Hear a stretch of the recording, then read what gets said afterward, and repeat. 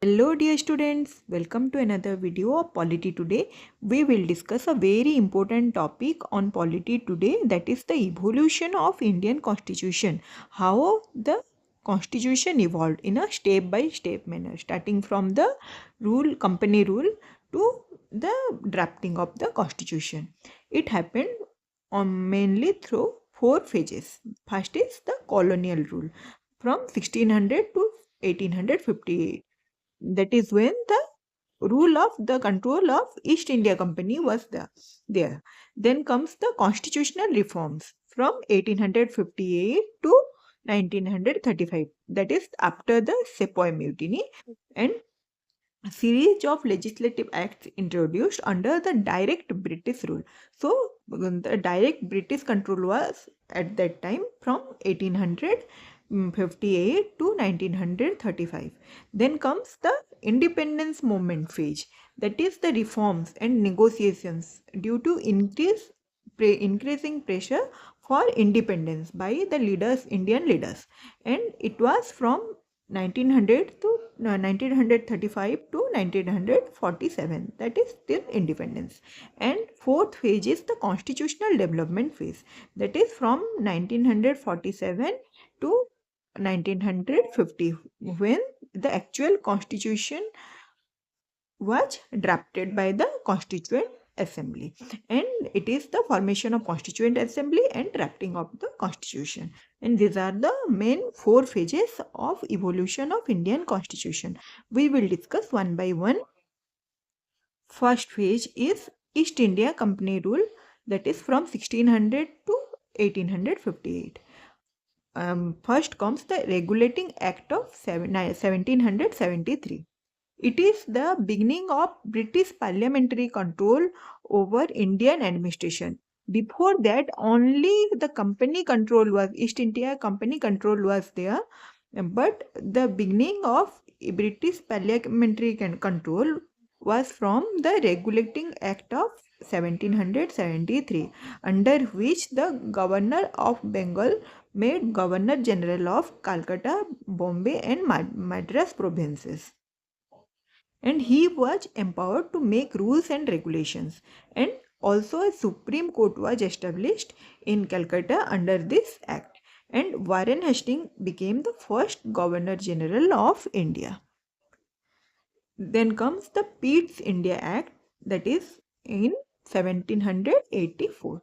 It established dual control of administration between British government and company. The control of British government was also there and company was also there. So it established dual control of administration and increased the British government power on the administration of India. And a 6-member board of controllers was set up, and all political responsibilities were given to the board.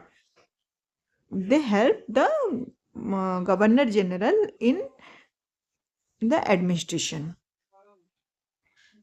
After that comes the Charter Acts. Now, there are 4 Charter Acts. First is of 1793.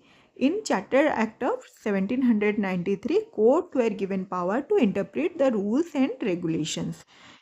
Under the Regulating Act of 1773, the Supreme Court was set up, and under the Charter Act of 1793, the court were given the power to interpret the rules and regulations. And in the Charter Act of 1813, the trade monopoly of East India Company came to an end, and control of British Parliament increased. The control of British Parliament increased on the trade as well as the administration. And in 1833, Governor General and his council were given vast power. The power of Governor General and his council increased more, and the power of company was reduced. Then comes the reforms under the British rule. The governance of the East India Company came to an end, and the direct control of the British Crown mm, was established from that time, from 1858, under which the first act is the Government of India Act 1858. After the revolt of 1857, that is the Sepoy Mutiny or Sipahi Vidroh, the British Crown took the direct control of India to its own hand, and the Governor General became the Viceroy of India. A Secretary of State was given the power, who was assisted by the 15 members council, which is called the Indian Council. So all powers of Indian administration were moved to the hands of British Crown directly. Then comes the Indian Council Act of 1862, which allowed a small representation in the Legislative Council, and which allowed a small representation of Indians to the Legislative Council, and started the process of introducing Indians to the governance. So, the introduction of Indians to the governance started during the Indian Council Act after the Indian Council Act 1862. Then comes the Indian Council Act 1892. It is the act which expanded the number of members in Legislative Council, that is from 15 to 16, and allowed a greater Indian role. The role of Indians increased in discussing the laws with limited powers, but the powers were limited, but role increased. And the members of legislative councils also increased, and discussing the budgets and addressing the questions also allowed for the Indians. Then comes the Morley-Minto reforms and Indian Council Act of 1909, and this reform was recommended by the Viceroy Lord Morley and Lord Minto. And the number of members of Indian Legislative Council was enlarged from 16 to 60, and the size of the provincial council also increased. Introduced a separate electorate for the Muslim for the first time. So communal representation started during the Morley-Minto reforms. The communal representation started from 1909 for the first time. Then comes the Montagu-Chelmsford reform, in which the system of diarchy or dual government introduced. What is dual government? The subject of administration divided into central and provincial categories. Some subjects were administered by the central authority, and some subjects were administered by the provincial authority. So first time the introduction of dual government started from Montagu-Chelmsford reform in 1919. Also, there were two types of subjects. That was first, one is transferred subject, one is reserved subject. In transferred subjects, they were responsible to the legislature,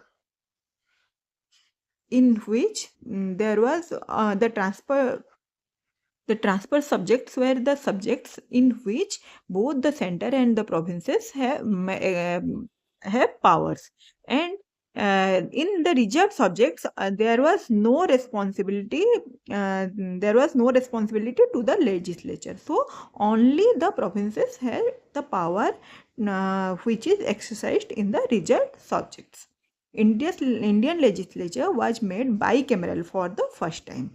The upper house was named as Council of State and lower house was named as Legislative Assembly. Then comes the Simon Commission. A commission was formed to review the functioning of the 1990 reforms, that is the Montagu-Chelmsford reforms. But it faced boycotts. Why? Because there was no Indian members included in Simon's Commission. Then comes the round table conferences. which is from 1930 to 32. A series of conferences were held in London, where the Indian leaders and British officials both discussed about the future constitutional reforms of India. Then comes the reforms during the constitutional development. First act was the Government of India Act of 1935. After the pressure of the Indian leaders for the independence, these acts were made. So, first act was the Government of India Act 1935. It was a major milestone and served as a blueprint for Indian constitutional development. It prescribed a federation, that is all India federation, which was never fully implemented, but it prescribed for the constitution of a federation.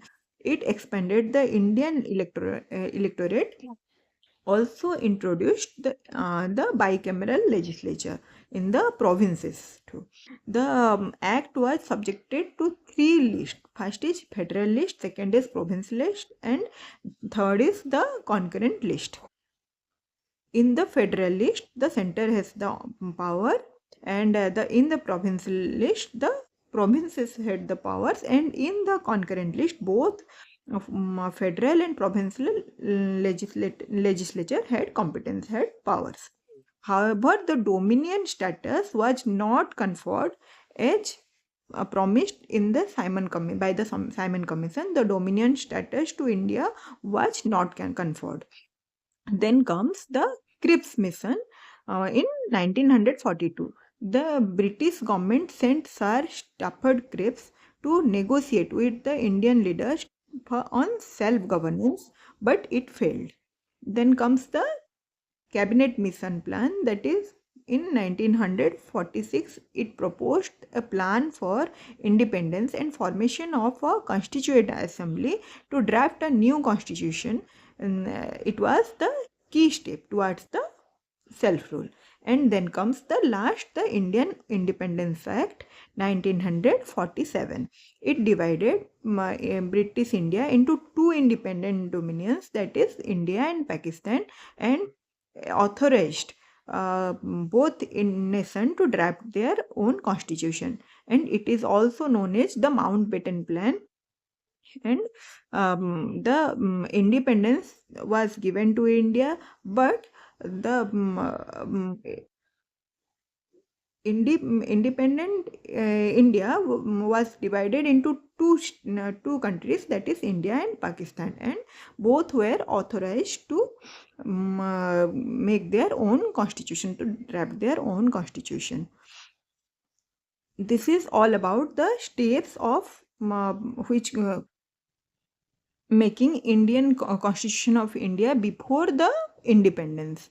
And in my next video, we will discuss about the making of the Constituent Assembly and the drafting of the Constitution. So please subscribe for more such informative videos. And this is all for today. Thank you.